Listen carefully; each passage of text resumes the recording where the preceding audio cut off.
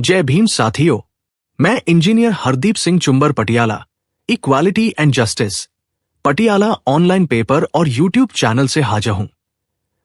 हमारे आज की चर्चा का विषय है, हम सभी को जय भीम, जय संविधान बोलना चाहिए।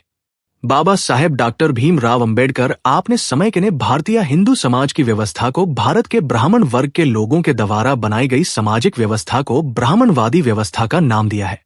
बेशक ये व्यवस्था बनाने में उस समय के शासक ब्राह्मण ही व्यवस्था बनाने के लिए जिम्मेदार रहे होंगे, लेकिन इस व्यवस्था ने संपूर्ण ब्राह्मण वर्ग के लिए इसी जीवन में स्वर्ग की स्थापना कर दी थी। इसलिए सभी ने इसका लाभ लिया और भविष्य में लेते रहने की योजनाओं पर काम करते दिखाई दे रहे हैं। बाबा साहेब डॉक्टर भीमराव अंबेडकर अपने समय के विश्व के 5 महानतम मस्तिष्कों लोगों में से एक थे। अब तक कोई भी अन्य भारतीय इतना ज्ञान अर्जित नहीं कर सका जितना उन्होंने किया। उन्होंने अपने जीवन में 32 डिग्रियां अर्जित की थी, लेकिन फिर भी उन्होंने अपने अंतिम दिनों तक पढ़ना और लिखना जारी रखा। ऐसा कहा जाता है कि उनके पुस्तकालय में 50,000 से अधिक पुस्तकें थी, जिनमें से सभी को उन्होंने पढ़ा हुआ था और जरूरी मानकर कुछ पन्नों पर रेखांकित भी किया था।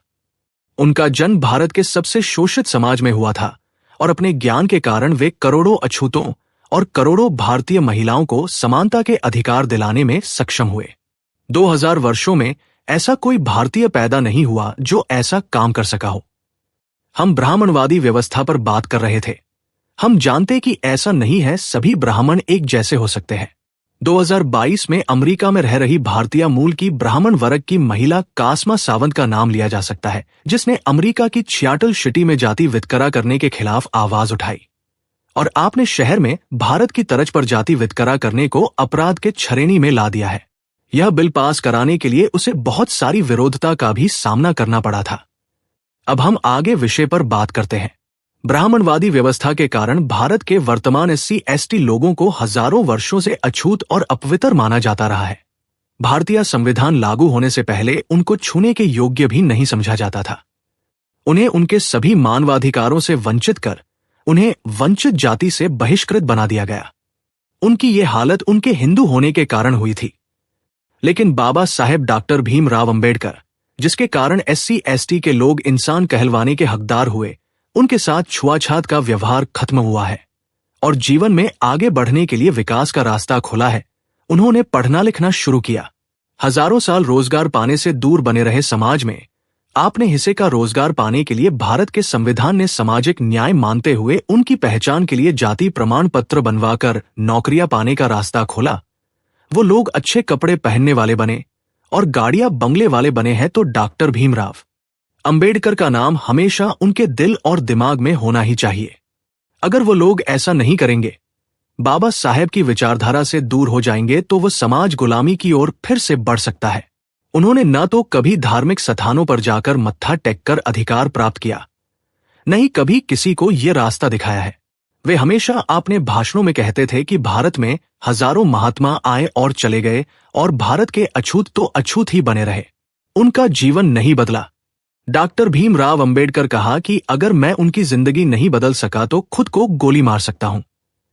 उन्होंने 1950 में राजनीतिक आजाद हुए तौर पर सभी भारतीयों का भारत के 35 करोड़ लोगों को सामाजिक, धार्मिक, आर्थिक समानता की आजादी दी। उन 35 करोड़ लोगों में से 7 करोड़ लोग अछूत भी थे।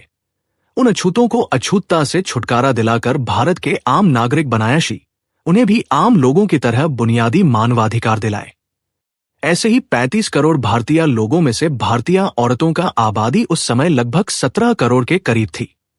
वह भी अछूतों की तरह ही बहुत सारे बराबरी के अधिकारों से वंचित थी।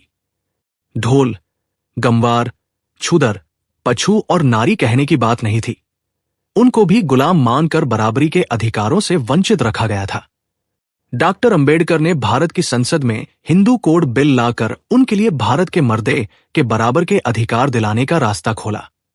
इतना ही नहीं, उन्होंने औरतों, अछूतों और अन्य समाज के हजारों वर्षों से बीमार, लंगड़े और विकलांग समाज को समानता प्रदान करने के लिए आबादी के अनुपात के अनुसार प्रतिनिधित्व देने के लिए आरक्षण देकर प्राथमिकता के आधार पर रोजगार और अन्य सुविधाएं प्रदान करने की भी व्यवस्था की। प्रतिनिधित्व देना वह भी आबादी को अनुपात के अनुसार का काम, किसी का हक मारना नहीं है। बल्कि जनसंख्या के अनुपात में उनका कहीं भी प्रतिनिधित्व ना होने के कारण उन्हें प्रतिनिधित्व का हक दिलाने का सही काम है। ये काम विकलांग समाज को हर प्रकार से समानता के साथ खड़े होने का अवसर देना था, और है। यह काम बाबा साहेब के कारण ही संभव हो सका है। अभी भी बहुत कुछ करना बाकी है।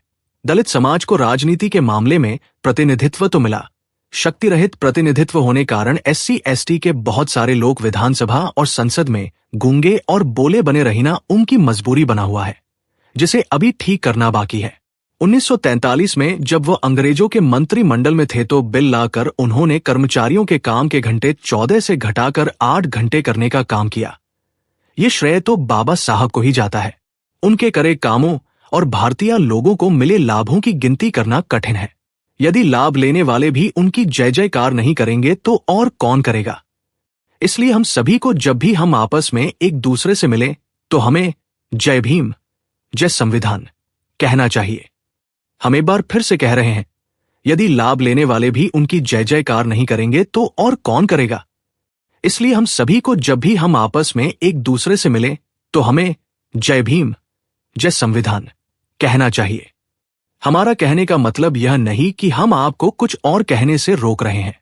साथियों, जय भीम, जय भारत, जय संविधान।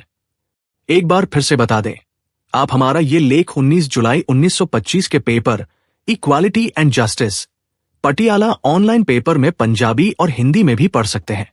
अब आपका भाई इंजीनियर हरदीप सिंह चुंबर आपसे इजाजत चाहता है। हमारा व्हाट्सएप नंबर है 9463601616। हमेशा याद रखें।